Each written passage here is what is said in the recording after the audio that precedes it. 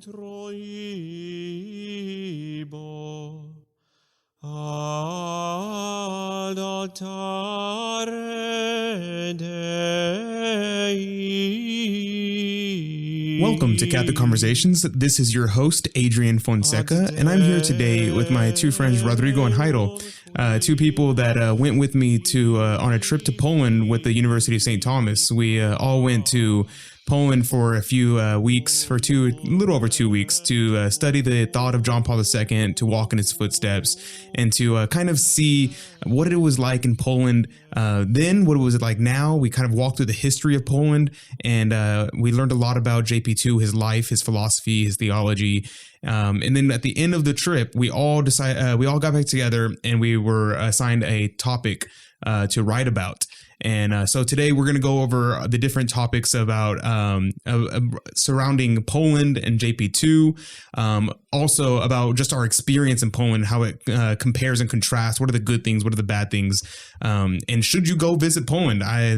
Spoiler alert, the answer is yes. It was a great trip. And so I would highly recommend anybody go. But Rodrigo, Jairo, hello.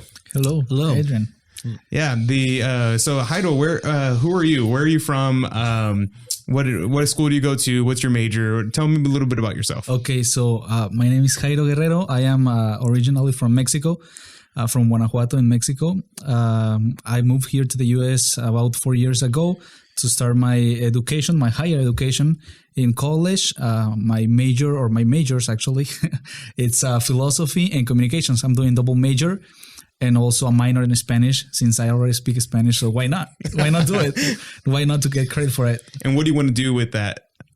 Well, I would like to work in the media, especially because you know that if you're working in the media, you have to have like a really good background, intellectually speaking, in order to provide critics and answers to the current issues that are right now in the world.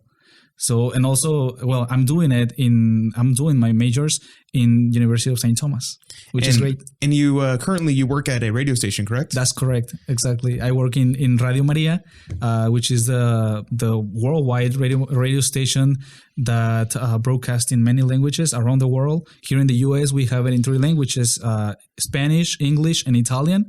And concretely here in Houston, we have it in Spanish and English. Yeah, and so I work for the Spanish. It works perfectly. So you have your Spanish minor. You're working at a Spanish radio station. Yeah. You are doing your communications because it's doing radio, and you're using your philosophy because it's all about theology and philosophy. Exactly. Yeah. So perfect. Yeah. And Rodrigo, what about you? Tell me a little about yourself. Well, my name is Rodrigo Vega, and I was born in Mexico. I came to the U.S., Austin, Texas, when I was 1 year old. I grew up in Austin for 17 years until I moved to Houston 7 years ago. And currently I'm attending University of St. Thomas to pursue a major in international studies with a specialization in diplomacy. Interesting. And so what do you want to do with your international studies degree? Well, I want to probably work in the private sector or public sector and or see the NGOs and explore the opportunities, whatever comes out of that, Awesome. So, yeah. Diplomacy. And then, so now let's move into, so now we know who you are, a little bit about y'all. Let's talk about Poland, our trip to Poland. So let's back up though. What did we have to do before we got to Poland? What was the prep work that we had to do before that? Well, before we went to Poland, we actually had to have read some books on the topic of JP2. And also on Polish culture, Polish history, just to be familiar with it. And we also learned a little bit of the Polish languge, though I did really bad. But both Jairo and Rodrigo both did much better than I did. And Rodrigo, are you taking Polish this semester? Yes, I am in fact taking Polish this semester. So how's that going? It's actually really good. I'm the only student. Really? But I mean, Dr. Adrian is attending the classes as well, so technically it's 2 students. Wow. But, oh my goodness. Yeah, it's really interesting. I'm having a lot of fun and I'm learning a lot. And so the I guess one-on-one is very good for learning. For learning, yeah. Yes, definitely. It's and also Professor Ursula. She's very patient, very kind. She's very dedicated to her class. She likes to add into the mix a lot of games, so it makes learning a lot easier and fun. That's awesome. Are you ready to go back to Poland? Yes, actually, I was told by Dr. Hittinger just a few days back that if I could go to Poland with him, he offered me to go back to Poland. Awesome. Yeah, So, now we can have a translator. Yeah, exactly. We have you and Father Vitor. Because actually, he was translating for us when we were over there. I mean, by that time we didn't know more Polish, but at least you were the amount of knowledge that you had on that was language far more than everyone else. Yeah, exactly. No, I mean, I really love languages, and Polish just seemed really interested, and also the fact that not a lot of people are very interested in Polish, or they just don't know a lot about Poland or Polish history and language. So I decided to dig deeper and learn more about it. Because most people actually don't think about it, and if they do, it's like, well, why Poland? Why are you learning Polish? I've encountered that a lot on campus. Actually, when I've talked to people about Polish language, they're like, why are you learning Polish? That's so random. You went to Poland, then you came back, and now you're learning Polish. I was like, well, actually, Poland is geopolitically, it's actually really important. It's an important ally to the United States. There was actually I think it was a couple months ago or weeks where Donald Trump visited Poland. They were working on some agreement to have military bases there because Poland is a part of NATO, and Poland wants to keep the U.S. as an ally, wants to be a part of NATO to basically keep Russia off their political sphere. Makes sense. Like, stay off our property. Exactly, because they've had some history with Russia. So a little bit. A little bit, yeah. We'll talk about that a little bit. So, and that's why, I want to also, use my major in Polish and see, if there's any opportunity to work in Poland to, get involved with, Poland, maybe on a political level or even on a cultural level, work on strengthening the ties with the U.S. and Poland. And, I've had some interesting experiences with my Polish teacher because not only, she's been living here in the U.S. for some time, but she's had the opportunity to learn some Spanish and about Mexican culture. So not only, am I trading, I guess, American culture with a Polish person, but also the Mexican culture as well. Your heritage. Yeah, very interesting. Especially because in Poland, Mexico, most people don't know a lot about Mexico. Yeah. And I think we tried the Mexican soup. I don't know if y'all did. Poland, yeah. Oh, it was an interesting experience. Yeah, while we were in Poland, we went to pretty much the only Mexican restaurant in all of Poland. And we went, and as great as Poland is, they do not do Mexican food well, as you might expect. Yeah, of course. So there's an opportunity there to not only exchange culture with Poland, Mexican culture, maybe teach them more about Mexico, So yeah, I definitely I recommend it. It's there's not a lot of people actually interested in studying Poland and Eastern Europe, I guess.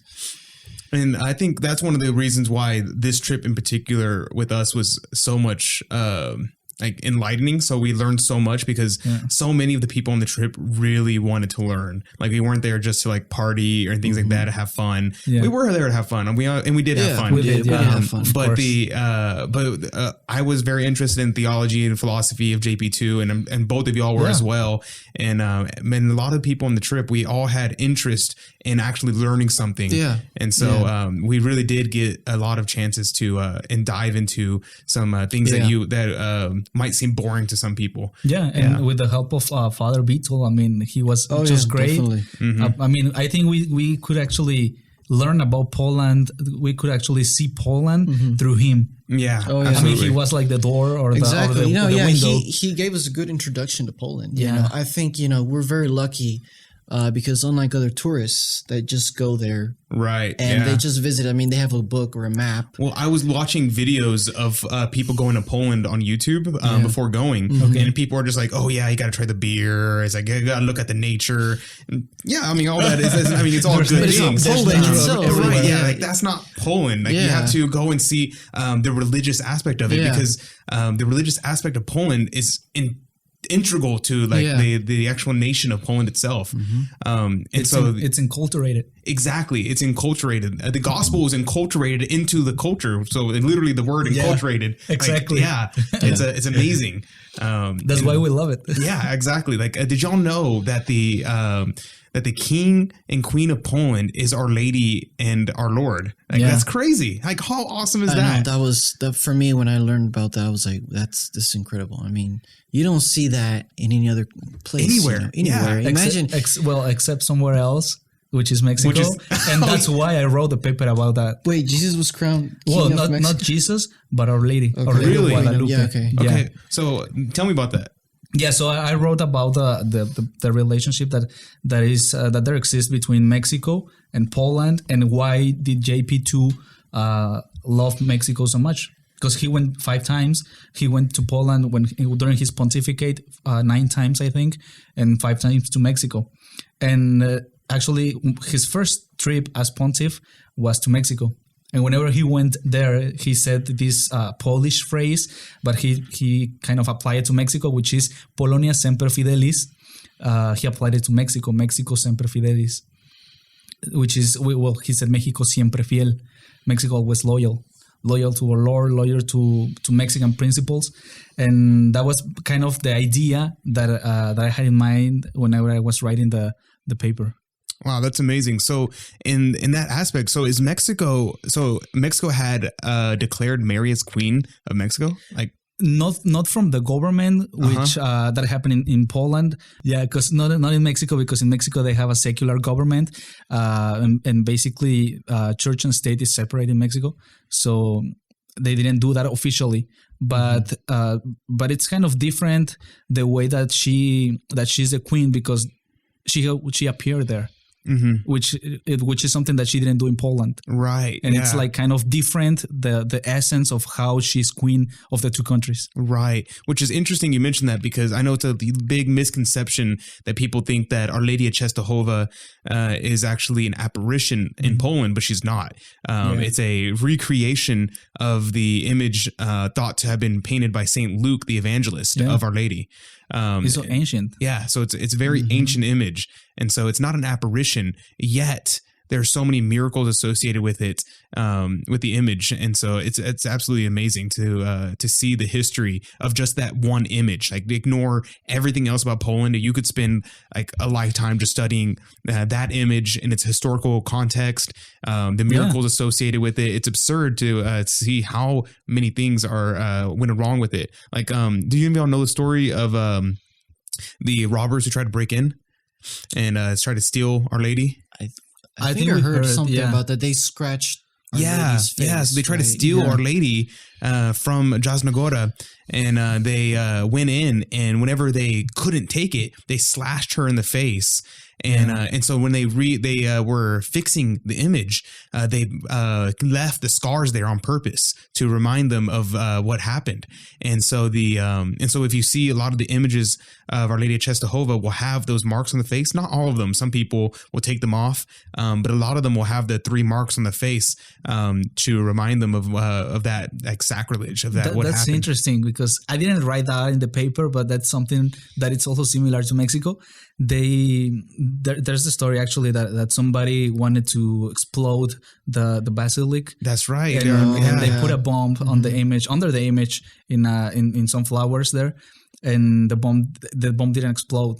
No, it did explode. Yeah, but it didn't do anything to the image. So I remember you can actually go. I encourage you to look this up on Google Images. You can see where the explosion happened. Yeah. There's a cross that was nearby, and it's completely bent over and melted. Yeah. The heat of it blew started melting all the metal things around it. All the windows in the church were blown out. Yet the image of Our Lady was perfectly intact. But the bomb was right underneath Our Lady. And so it should have been completely destroyed. But the Mexican people say that our Lord, he protected Our Lady. He protected his mother, basically. Absolutely. Yeah. And that was during the government of Calles, I believe. When, probably. During the Mexican persecution, the Cristero War. Oppose, Probably. I don't know.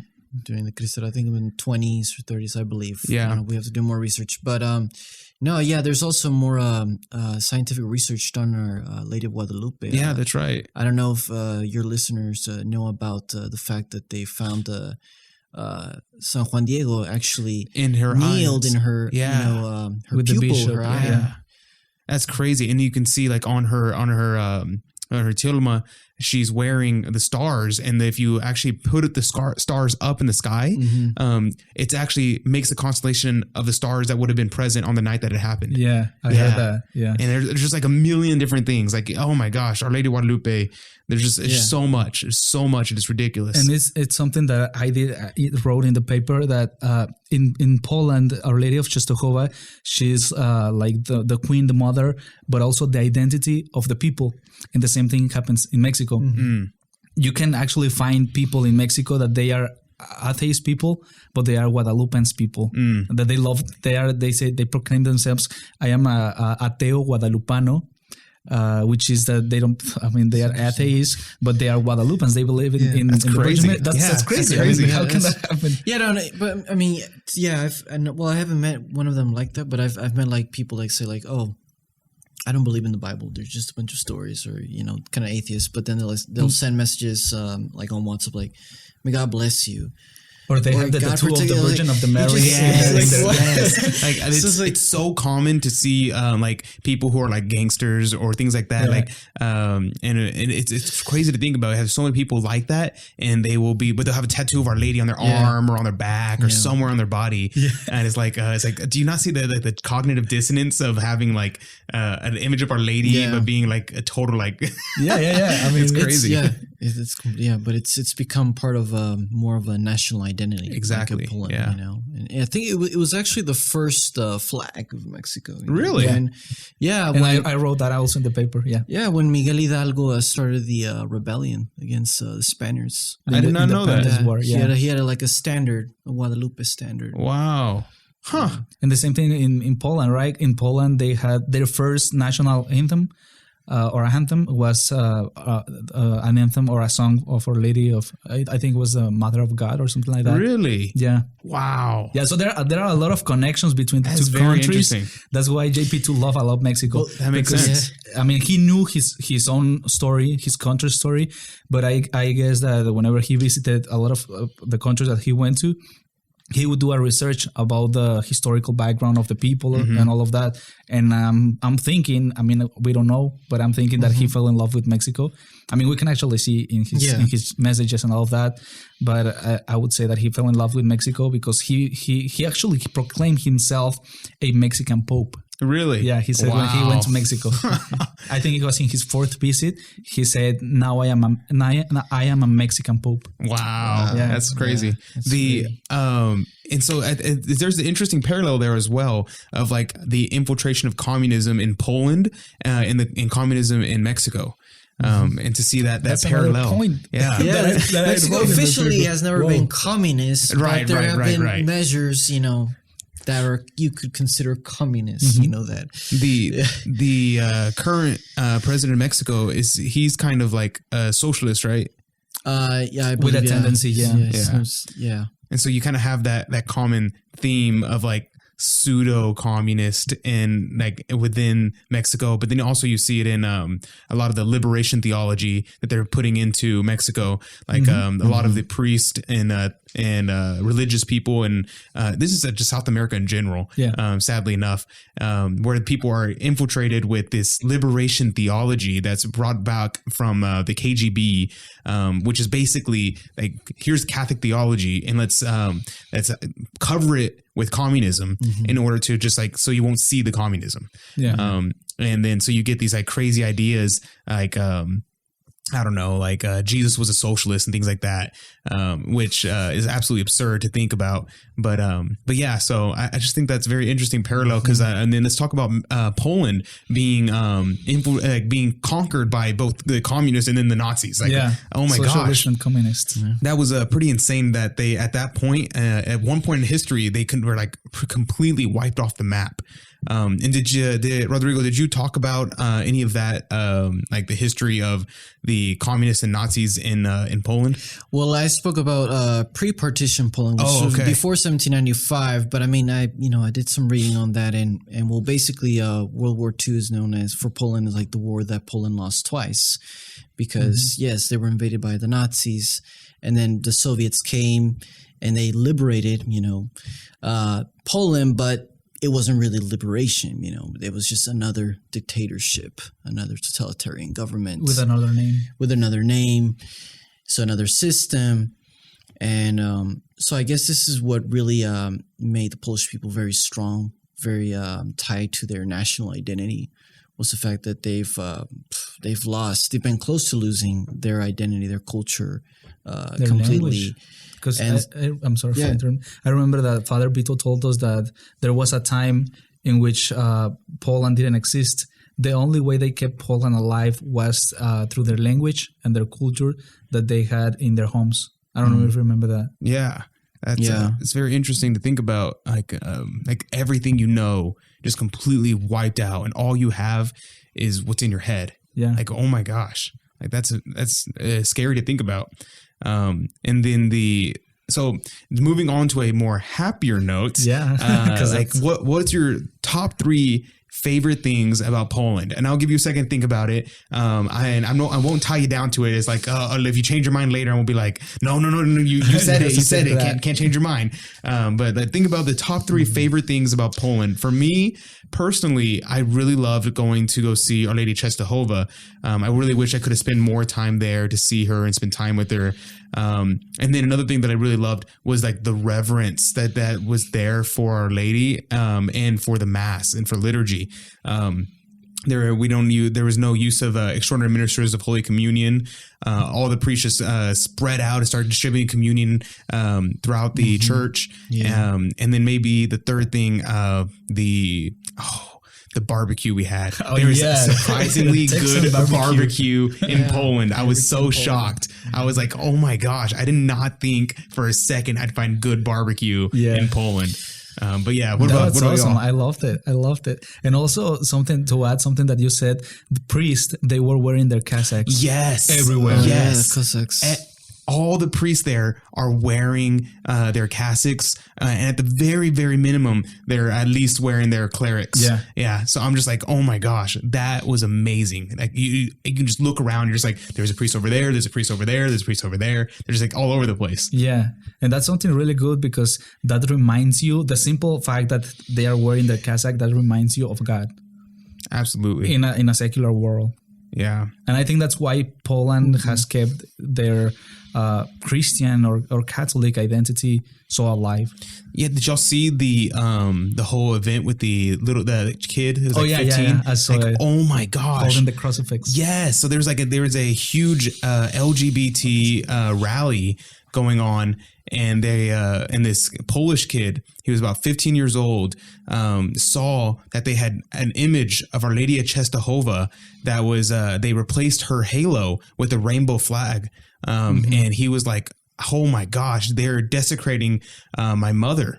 And so he runs to the nearest Catholic church and asks for a crucifix from the priest there. And the priest actually hesitates, but not because he's scared, but of like standing up, not because he's a coward or he doesn't believe that it's wrong. He actually hesitates because he says, oh, make sure they do not desecrate the crucifix. So he didn't want to give him the crucifix because he was afraid of them desecrating it, because he has such love for our Lord. And so the kid promises to try to protect the crucifix. He gives them the crucifix and he runs out in front of this mob of people coming through, and he stands there and holds out the crucifix wrapped in his rosary as he starts singing the Salve Regina in Latin.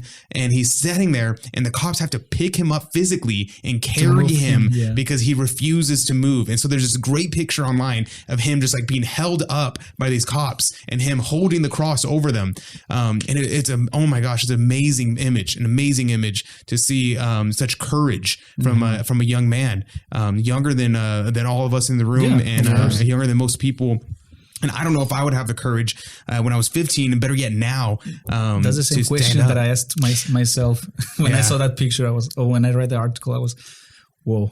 Who knows? Well, maybe in Poland, we live here in the U.S. It would be, a different situation if it was in Poland, because I think here in the U.S. you would face more backlash than in Poland. Yeah. I think if you did that in America, you'd have like people like Antifa, like literally killing you for doing that. Yeah. Like, oh my gosh. All over you. Yeah. Would get people got hit with big baseball bats in the head by Antifa and things like that. It's like, oh my gosh, it's crazy. Yeah. Luckily, no one has died yet, and I hope no one does. But like, if I went out and did something like that at an LGBT event, held up a crucifix and a rosary, and started praying, I feel like they would kill me. I honestly believe that I would die.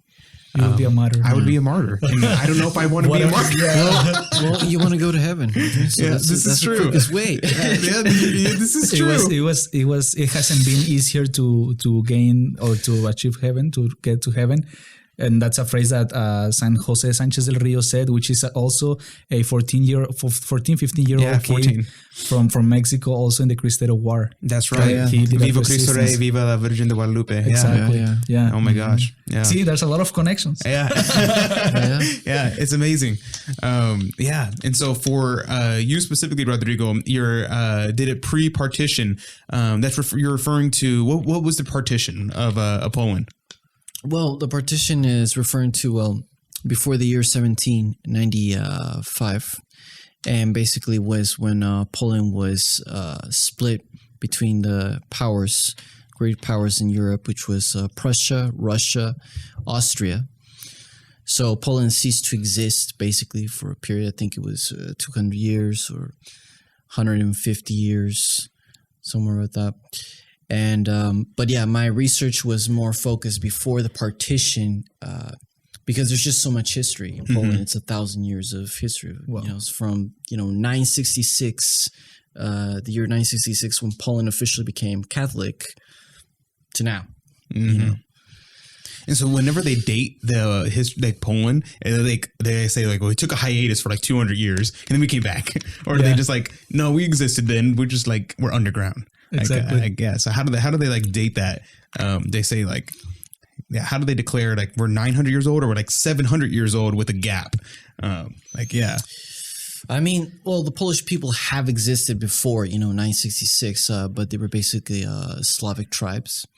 But, of 966 is important because that's when King Mieszko I was baptized. He accepted Christianity. So many historians will say, well, that's when, Poland, was brought into a church, the Europe, the Western Europe, Western civilization, So that's an important date for Poland. And, since then, Poland basically has been very close to the church. And so the Polish people throughout the history from then to the pre-partition, right before the partition, what was the faith like in Poland regarding like the kings and the queens and everything else in between? What was it like? Well, I was actually really surprised because unlike other Western European countries like Spain, Italy, the church was actually not in control.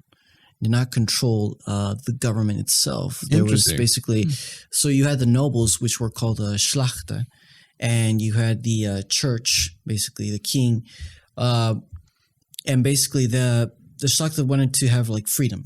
So the church really couldn't impose their will upon the nobles. They were basically the ones who ran the government. The king was just elected really during the period of the Rzeczpospolita. And so there was democracy. Yeah, so there really wasn't any inquisition in Poland. There wasn't forced conversions. Actually, Poland before the partition was very pluralistically religious. There was a large community of Jews. You also had Orthodox, Unites, and after World War II, Poland became more homogeneous, actually. But throughout most of its history, it was actually very diverse religiously. And so there was this notion of tolerance. Of course, there was a lot of disagreements. Tolerance, when I mean tolerance, I don't mean like everybody got along, right? But, relatively people, they basically accepted, okay, they're different, they have a different religion, that's it. But that doesn't mean like they would always get along with each other and, come together. There was still, So differences. what was disagreements. Poland's relation with like the pagan religions? So they kind of like respected the Judeo-Christian religions, but what about the pagan religions that were prevalent in Poland before it became a Catholic nation? What was their stance? Well, actually, Poland became pretty Catholic after, during the period there was a lot of after 966, it became really Catholic. The last country to be converted into Catholicism, to accept Catholicism, was Lithuania. Really? And that was because the nobles had made an agreement with the Duke of Lithuania. He was looking for an alliance, and they created an alliance with Poland, which was the Rzeczpospolita, and Queen Jadwiga married the Duke of Lithuania. So who's Queen? How do you say her name? Queen Jadwiga. Jadwiga. Who's Queen Jadwiga? So Jadwiga is sure she was very important. I remember when we kept seeing her name pop up everywhere. Everywhere, yeah. Yeah, it's like, who is she? Why is she so important? So she's really important in Polish history because she, at a very young age, I think she was like 15, 16, very young age, she actually married the Duke of Lithuania against her own will, because there was actually a marriage that was supposed to take place with the Austrian prince, not with the Duke of Lithuania. And there's accounts that she was actually in love with the Austrian prince, but the nobles had arranged everything so that that marriage would actually be canceled, annulled, and she would marry the Duke of Lithuania. And there's a myth of her actually grabbing an axe and, trying to flee from the castle because she just did not want to marry the Duke of Lithuania. She wanted to marry the Austrian prince. But nevertheless, she married the Duke of Lithuania, and she basically accepted what was coming to her. She took upon herself to maintain her country, to create this alliance between Lithuania and Poland. And because of Jadwiga, Jadwiga married the Duke of Lithuania, but the Duke of Lithuania had to convert to Christianity, to Catholicism. So that was the agreement. They would create an alliance, and he would enter marriage with Jadwiga, but he had to convert to Catholicism. Wow. So that's how they turned Lithuania Catholic. Exactly. And now she's a saint, right? And now she is a saint. Wow. But, there's a lot of reports that she was really generous, very humble. She really cared for her people, and she donated a lot of money to a lot of the churches, institutions, and actually, I think it was she left her money when she died. She left it to for the Academy of Krakow to be built. For Interesting. The Academy of Wow. Krakow. It was called the Academy of Krakow. So now it's the the University of Jagiellonia. Oh, right. The Jagiellonian. Jagiellonian University.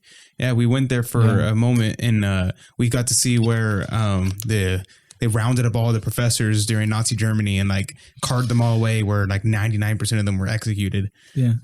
Yeah. And is that where JP2 studied? Yeah. He did his, I think his PhD there, and also his primary studies.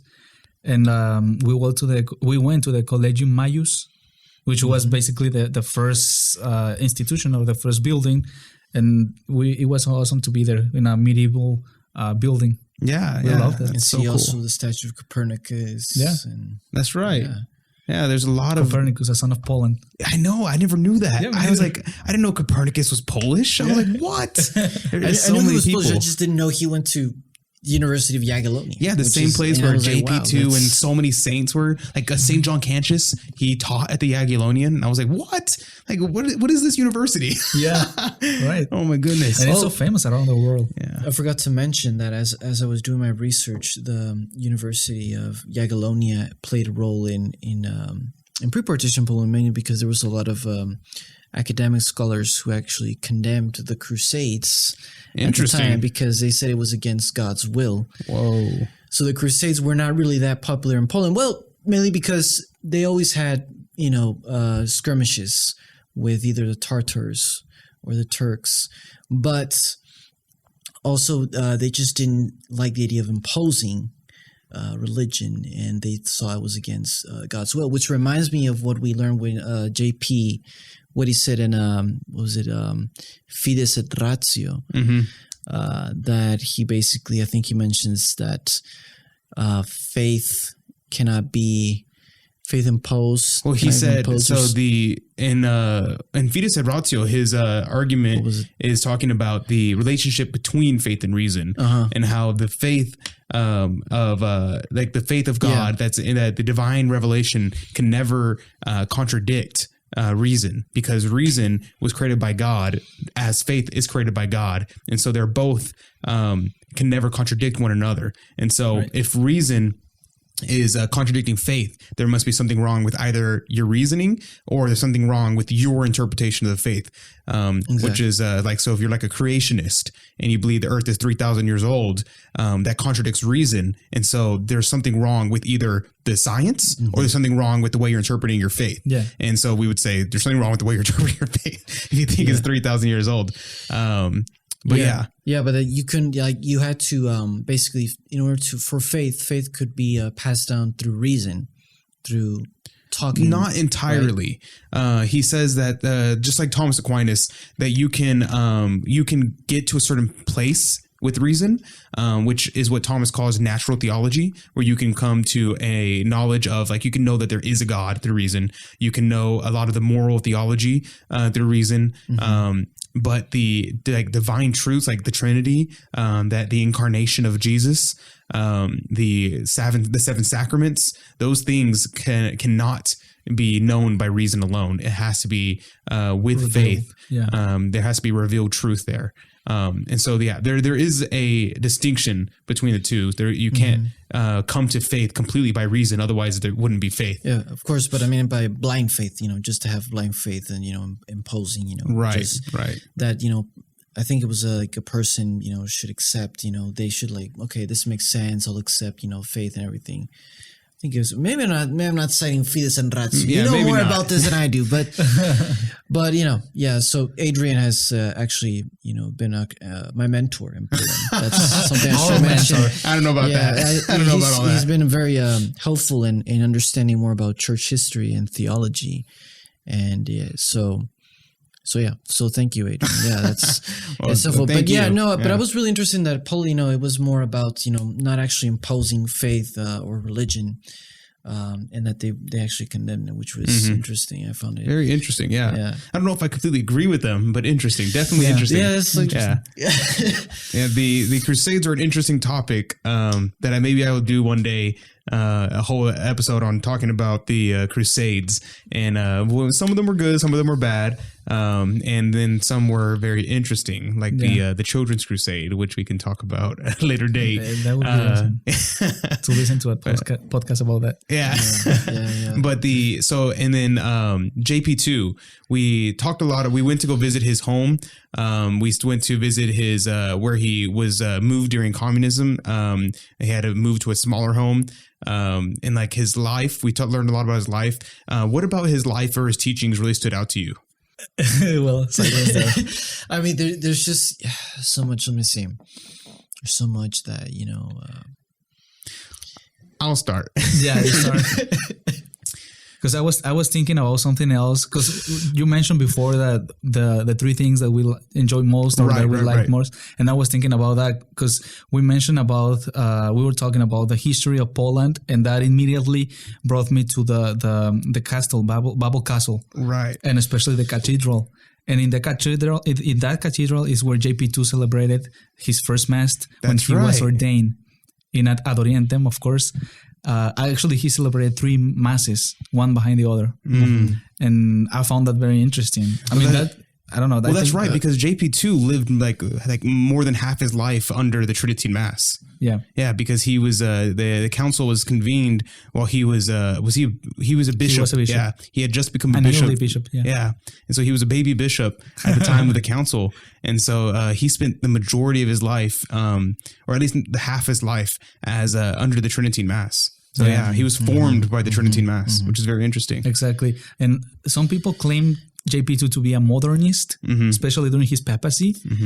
But somehow he's very controversial about that because you can see his teachings, especially, for example, Humane Vitae. No, that's Paul that was Paul VI. Yeah. The other one, it's Evangelium Vitae. Okay, right. Yeah, Evangelium Vitae. For example, that and on some other of his teachings, he's very conservative about the moral of the behavior of the human person, the human people, and I think that's something that I would remark about his teachings and his pontificate. His personalism. I think he went from the phenomenalism. From the Phenomenology. phenomenology. Sorry about that. So he went from the phenomenology to develop a more a foundation for the sexual life of human people. Yeah, I think it's very interesting. I think one of the things that JP2 got right was his anthropology, and the reason for that, I think, is his connection with Aquinas. He really had one of his primary education was from the Angelicum, which was he was educated under Thomas Aquinas, and then later he was educated under phenomenology, and it was in joining the two that he kind of developed his weird, unique anthropology, where we get the things like the theology of the body, Evangelium Vitae, and things like that. And so he started off with the correct premises of Thomas Aquinas' anthropology, and from there he was able to move forward about what is man and what is he geared for, what makes us fully human, what makes us fully alive. And that's what he really understood, I think. And being in Poland, especially for me, I could understood more about why he came up with all of those ideas based on the context, on the social context that he lived, and I mean the history in which he was immersed, especially during the communist infiltration and invasion. Yeah, then in like going along with that, he writes a lot about the dignity of workers and things like that. And some people will like to take that and take it towards a communist route, and take it toward a socialist route, like the workers' revolt thing, that kind of idea, which is completely contrary to what JP2 would have wanted. Because the reason why he was writing and talking about the dignity of workers was because he was living under communist regime and was like, we are not getting any dignity as workers, and so. His critique of communism was the fact that communism reduced man to work, whereas a man is not work itself. Man can flourish through his work and by doing work, by tilling the soil, as it says in Genesis.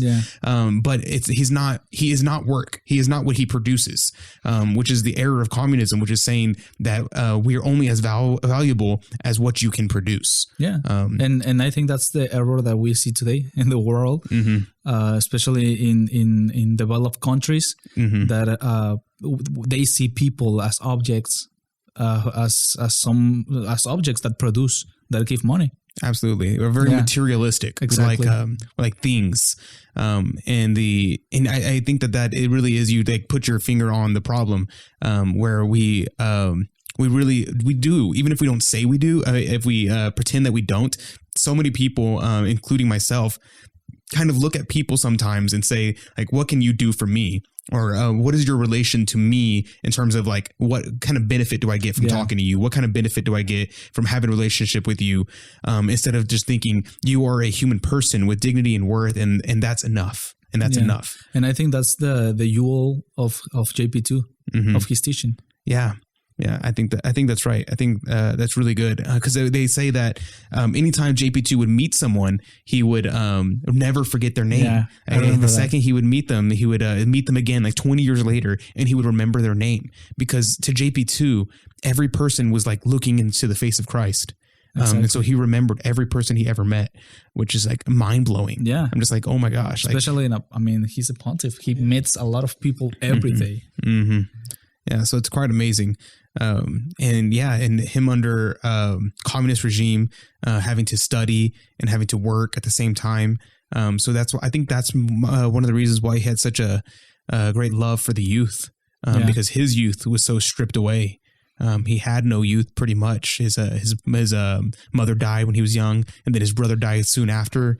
And then before he was ever ordained a priest, his father died. And he was completely alone. Yeah, it's crazy. Yeah. And also, I mean, he adopted, or he wanted to be adopted, and he was actually adopted by the Virgin Mary. And I think that because of his country. I mean, Poland is a Marian country. So he had that in his blood, basically. And that's where his motto comes, totus tus. That's right. Totally yours, Mary. Yeah. Yeah. Yeah. The idea of giving yourself totally to Mary, and then Mary will take what is imperfect in you and present it to her son on a silver platter and be like, this is good. This is good. Yeah. So yeah, it's quite amazing to think about. Okay, Rodrigo, top 3 things from Poland. Well, actually, I was going to mention something about JP2's life. Go ahead. Because I remember now, because it's been a while since. So yeah, it's been a while. So one thing that really did struck me was the fact that he, at first, his first intention was not to be a priest, but actually he was in theater and he was in philology. And, it's, I connected with that because I also love languages, to study languages as well. So, and, I saw JP2 was into that as well. So it was, it was heartwarming to see that there was something that we had in common to read, the life about a pope or a saint and say, okay, we have something in common. It's more human. And also the fact that he realized he had a change of heart as to his vocation.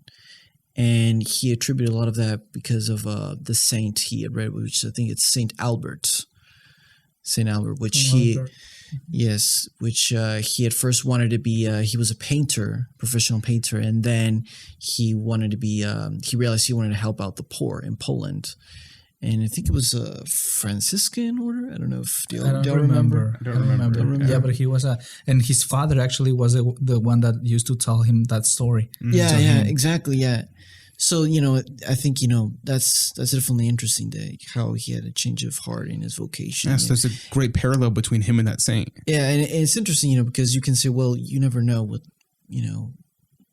the Lord has in store for you, You may think, okay, this is my plan, but that may not be the plan for you, You may have something else. There may be something else for you, and it might be even better than what you thought it was. So, it made me think a lot about my life, my vocation, and, analyze it. So it's a lot to reflect on.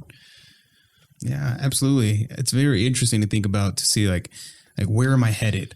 Quo Vadis, which is in Rome. Yeah. And there's St. Peter was going towards Rome, and all of a sudden he finds out that there's like a huge persecutions in Rome, and he was like, no thanks, I'm not dying today. Yeah. And so he turns around and starts walking away from the city, and all of a sudden he sees a man in the distance, and he looks and he's like, this man looks familiar, and the man gets closer and closer, and he realizes that it's our Lord, and he goes, my Lord, why are you going to the city? And he goes, I'm going to go get persecuted with my people. Yeah. And Jesus turns to Peter and says, Quo Vadis, where are you marching? Where are you going? Yeah. And Peter turns around. And that's a question I think that we can apply to every one of ourselves. Where are we going? I mean, with our lives, with our vocation, especially, in this modern world, in this context, I think that the trip to Poland helped us all of us, but especially helped me to analyze, to reflect once again, to put things in order. We could say that, and I think it's a trip that everyone should take. Because that's really like a trip that changes your mind, because you enter into a atmosphere, into a reality that you are not used to, especially in living here in the continent. I mean, we have never been under a totalitarian regime such as communists and Nazis. Yeah. We have never had that degree of persecution, at least not in recent years. Of course, we had it in Mexico, but and that's something that also amazed me a lot.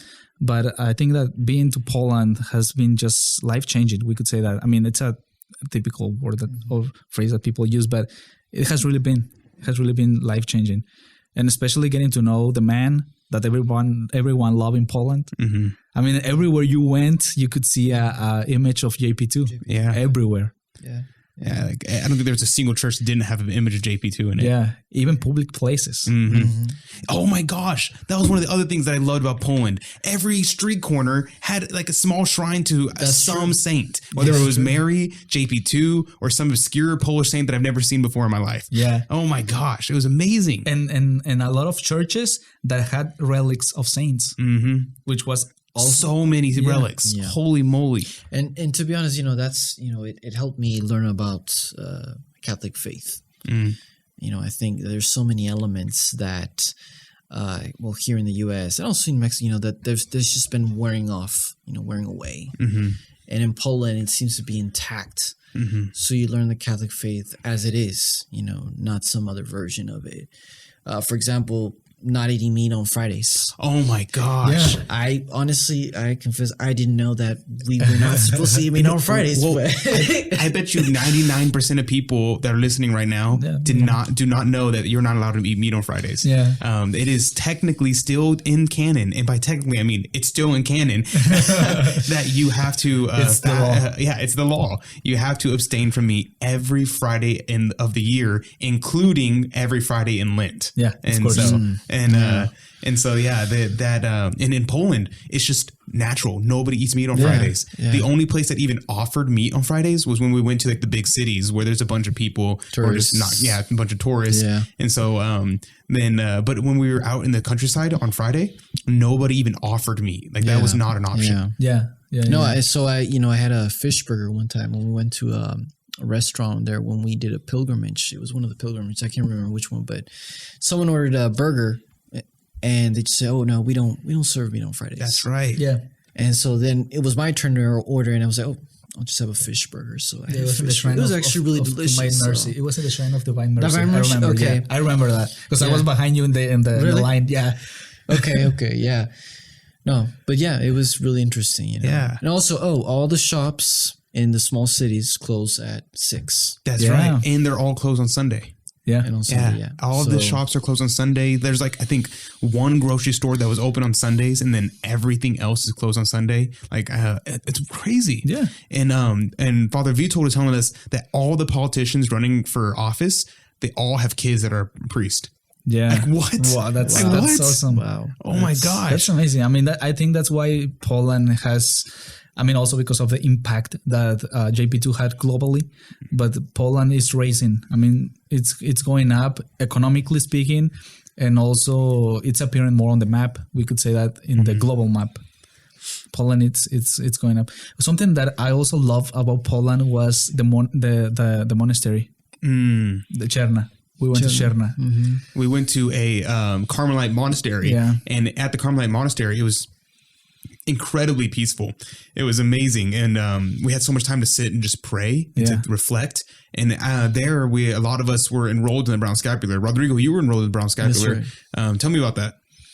Well, it was a really interesting experience. It was really beautiful. I loved it, and it was actually my first time being enrolled in the scapulary. I didn't even know that there was such, I guess initiation into the scapular. So, and I learned a lot about the scapular. I've always seen the scapular, but I never okay, what is it, or what does it do? Until Father Vito went into depth and he talked about it, and then he initiated us into the scapular, and so I understood all the rich history behind it and the importance of it. Yeah, and JP2, whenever he was shot by I forget his name. Ali. I think it was. He was shot, and he was he was taken to the hospital. He whenever they went to go have surgery on him, he told them, "Do not take off my scapular." Yeah, and so they had to just move the scapular to the side while they were operating because he would not let them take off his scapular while he was being operated on, because he knew that the promises of Our Lady were true, that she would protect him and that she would be there with him. And so he kept his scapular on. In fact, if you want to know more about the Brown Scapular, just so happens that I did an episode on the Brown Scapular a few weeks ago. Okay. And so you can go back and listen listened to that one. I did a hour-long episode talking about the scapular from Elijah in the Old Testament to today. So it was everything you could possibly want to know about the brown scapular and where to get started. Awesome. So just FYI, a little plug of myself into myself. Yeah. And also, I was enrolled also in the scapular over there in Poland, and that also had a spiritual impact on me, because I was thinking the whole time, I mean, like, Mary, you have brought me to Poland to show me your love. I mean, because there are sort of certain requirements in order to receive or to be enrolled in the scapular family. And one of them is that has to be in a Carmelite church, and also by a priest. And we had that. We were there in the monastery. So, and actually, I remember that when we were there, I was sick. I had kind of the flu. I remember that you were like gone for like 2 days, and then all of a sudden you were there for the brown scapular. Exactly. And then everything was okay. No big deal, no big problem. Yeah, that was awesome. Yeah, it was really nice to see, because I think like almost everybody on the trip received the brown scapular there. Yeah. I received the brown scapular years ago, and so I couldn't like receive the brown scapular. Yeah. And so I was helping out with Father, helping him carry stuff and things. Yeah, the acolyte. I was serving, and it was really nice and amazing to see like so many people with the devotion to Our Lady, and we were there at a Carmelite monastery with a ginormous image of Our Lady behind us. And I was just like, wow, like this is amazing to see like so much love for Our Lady, and to really think about the fact that when we put the brown scapular on, this is what it's like in Poland, just like in general. It is how it should be everywhere, where we feel like we're being clothed by our mother. Our mother is putting a cloak on us right now. Like it's like as if you were naked, and your mother saw you naked, and she knew that you needed to be comforted and that you needed to be sheltered. And she takes a blanket, a big heavy blanket, and covers you in it and wraps you in that cloth. And that is just, it is what it's like. It is exactly what it's like, what Our Lady's love is. And also you can express your love to her by kissing your scapular every day. Yeah, absolutely. Which is awesome. And they used to have an indulgence attached to kissing the scapular. It is. I think that it was revoked by Paul VI, actually. Wait, so there used to be an indulgence. If you kiss the scapular, you would have an indulgence? Yeah, you'd receive like, I think, a 500 days indulgence for kissing your scapular. But I think, I could be wrong, I think that was just taken off the books by Paul VI. Okay. But I'm not 100% sure. Hopefully but not. it's not a bad thing to kiss it though. Yeah, of course not. but yeah, so just maybe I'll do I promised so many different episodes of so many different things. I need to do an episode on indulgences and like what does it mean to be like a 500 days indulgence? What the heck does that mean? And quickly, what it means basically is a 500 days of doing a penance. You would receive that amount of indulgences. So it doesn't mean like 500 days off of purgatory. It means 500 days of doing a penance.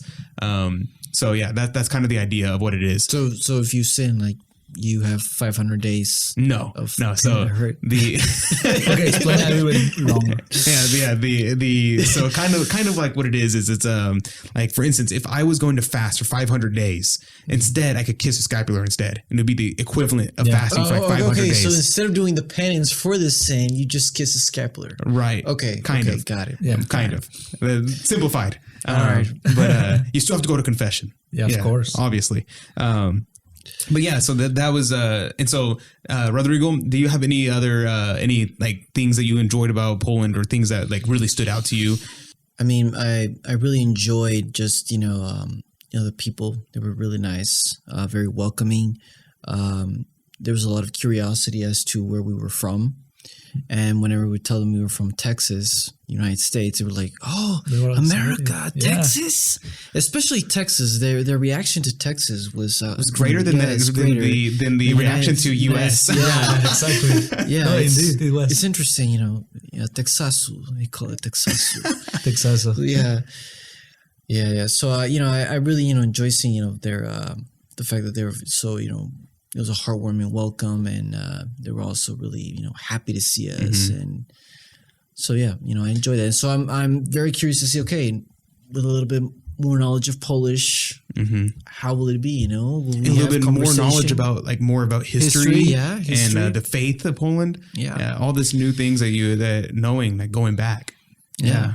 Of course. Yeah. I think it was very interesting to contrast the people that we met in Poland versus whenever I went to Israel the year before that. So the summer before this last summer, I went to Israel, and the people there in Israel are not exactly the nicest people there. And they're a lot of angry people, and people would be like, "You're from America? Go back to America." I was like, "Oh my gosh." I was like, people were yelling at us. And at one point, a kid jumped out from the side of the corner and pretended to shoot us with a pop gun. And I was like, "Oh my gosh." Wow. Yeah, it was terrifying. But that was Christian people? No, that was Muslims. Okay. Yeah. We were in the Muslim quarter. But in Poland, you were just there and everybody's so happy. People were just joyful. Yeah. It was very rare to see some people that were angry or were rude. That was very, very rare. And so it was very interesting to see the contrast between the two countries that I was at. And then obviously there's a huge difference between that country and America, where it's very interesting in America. I guess there's totally different cultures depending on where you are in America. I think in Texas, we're pretty nice. Yeah, exactly. I think you could say like each state is a country. Yeah, really. We're all our own cultures. Yeah, that's precise. That is precisely the name of the country, United States. United States. Yeah, exactly. States. No, but also, Polish people love to dance. And we had, I think you were. Oh, yeah. Oh, my gosh. Right? All of us were there. That Sunday night. Yeah. Sunday night, there was a concert in Krzeszowice.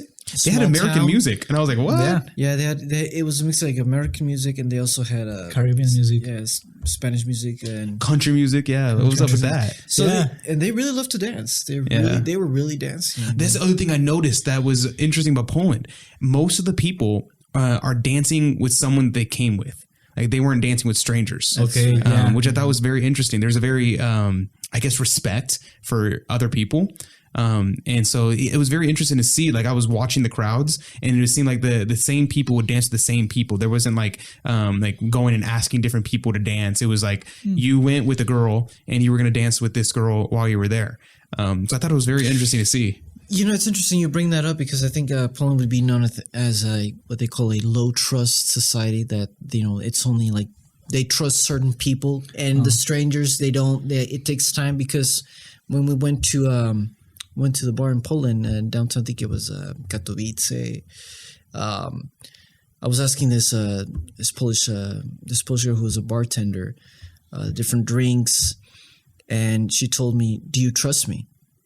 And I was like, yeah, I trust you. I was like I don't think you're gonna kill me. Why wouldn't I? I mean, you're the bartender. You're Polish. You know the drinks here. So, but it was interesting that she asked that question, and it really stayed with me. And it's like, well, I guess Polish people have their own circle, their own tight circle, and they're not mean to strangers. They're just it takes time for them to warm up to you, and I think that all has to do. It goes back to the communist era. Yeah, you couldn't just talk to anybody. You couldn't you didn't know who was a communist and who was. Yeah, you couldn't congregate with people outside because the communist government could think you were starting a rebellion, or you had to be careful what you talked about, who you talked to, because they were keeping tabs on you. So I think that's something that's stayed in. Wow, I never thought about that. That makes sense. Now that you bring it up, wow, totally. I never thought about it. That's very interesting. Yeah. All right. Last thoughts on Poland. My last thoughts, I'll start. I thought Poland was amazing. I learned a lot about JP2, about the saints of Poland. I never knew how many Polish saints there are. There's there's just unbelievably an amount of saints. So I would encourage people to go and look up the Polish saints and find out more about them, what great things they did, but also look at what's going on in Poland today. There's so many courageous people in Poland today that we don't see elsewhere. And so I think that in the Marian love, the love of our mother, that is such a beautiful aspect of Poland, and something that we can learn and bring back to America. Our love for Our Lady. If we bring that back, the world can change if we just love Our Lady. Heidel. Yeah, and following up with that, I would say that people have to go to Poland, especially Catholic people. Because that revitalizes your life, your spiritual life. That being in Poland teaches you how to be Catholic, although you have to continue your formation, your education when you come back home. Exactly. Or stay in Poland. Or stay in Poland. Marry over there. Marry a Polish girl. Yeah. And Rodrigo. I agree with Jairo, and it's a must see country. It should be a priority, especially to Catholics. I think there's just a lot of history. There's a lot we can learn about Poland, and it just it breaks my heart that it just doesn't get the credit it deserves from people. And I think it's helped Poland maintain its culture, its history. Not being so widely known, but also a lot of people overlook it. So yeah, and Jeszcze Polska nie zginęła. Which means Poland is not yet lost. Poland is not yet lost. Yeah. All right. And with that, we will close out. So share the podcast with someone you think would be interested. You can subscribe to us on iTunes, TuneIn, Stitcher, Google Podcast, and anywhere you listen to podcasts. And we're on iHeartRadio now as well. So if you want to listen on iHeartRadio, I am there as well. You can contact me with any questions, comments, or concerns at fonsecaproduction@gmail.com. That's Fonseca, Fonseca production@gmail.com. With any questions, comments, or concerns, soapboxes, negativities, or positivities, or anything in between. And so we will close out as always in a Hail Mary. In the name of the Father, and the Son, and the Holy Spirit. Amen. Ave Maria, gratia plena, Dominus tecum, benedicta tu in mulieribus, et benedictus fructus ventris tui, Iesus. Sancta Maria, Mater Dei, ora pro nobis peccatoribus, nunc et in hora mortis nostrae. Amen. In the name of the Father, and the Son, and the Holy Spirit. Amen.